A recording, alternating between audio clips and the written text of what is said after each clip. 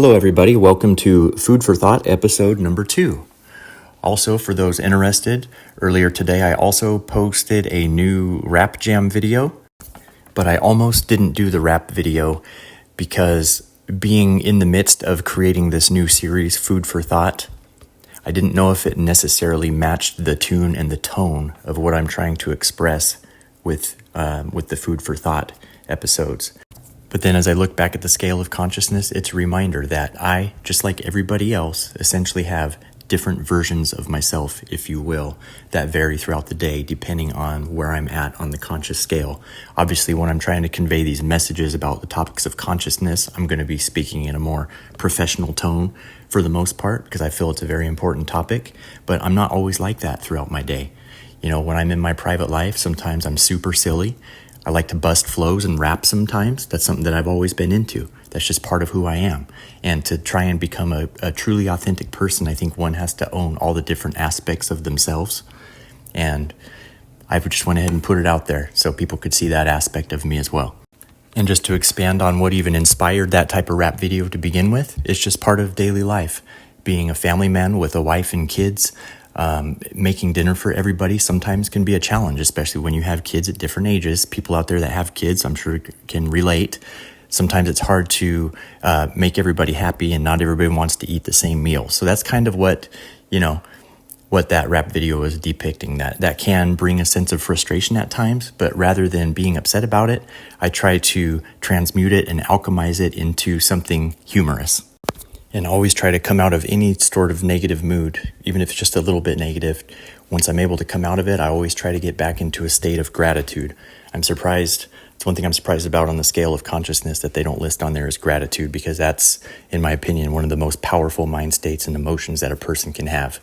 No matter how much or how little a person has to be grateful for, just finding something to be grateful for and staying in that mindset as often as possible is extremely powerful. And now that is a topic that sometimes can get misconstrued. People that are on the lower contracted side of the consciousness scale, if you try to talk to them about gratitude, sometimes they may think that you're trying to earn their appreciation. But that's not what I mean. What I'm talking about being in a state of gratitude is not to receive anything from anybody else. It's to be thankful for what you have. That's also not a slight towards anybody who may be in a lower state of consciousness or low mood at the moment who has a hard time of grasping the topic of gratitude, because I've been there before. I've had to battle multiple addictions in this lifetime and overcome them.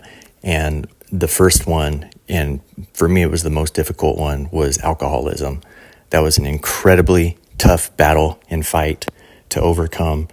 And at one of the points, when I was just continuously relapsing, could not stay off of it, I was going through AA, and a guy who was trying to be my sponsor and help me out was explaining the topic of gratitude to me. But my state of consciousness and mood was so low at that time, I was like just barely clinging to life. So even though I did have things to be grateful for, it was such a low spot that I just found it almost impossible to feel thankful for anything at that given time. Once I was finally able to get sober, I was able to start gradually climbing up the scale over time and was able to reach a point where I did finally understand what it was and what it meant and how powerful it was. So now I try to stay there as often as I possibly can. If anyone out there who hears this is in a similar place where they find it hard to reach a state of gratitude, all I would say is just don't lose hope, keep moving forward. Just try to be a little bit more positive each day than you were the day before. I think whether we want to admit it or not, we're all continuous works in progress, and we're going to, bounce up and down on the scale. But as long as we're always trending in the right direction, I think that's the key. Getting into these topics has just given me like a new excitement towards life and something that I've just wanted to share with people. I know I said I'd be getting into the quantum mechanics angle on this episode, but also got to remember I'm totally ADHD. So this was a little bit of a tangent today, and I will intend to dig into the other next episode.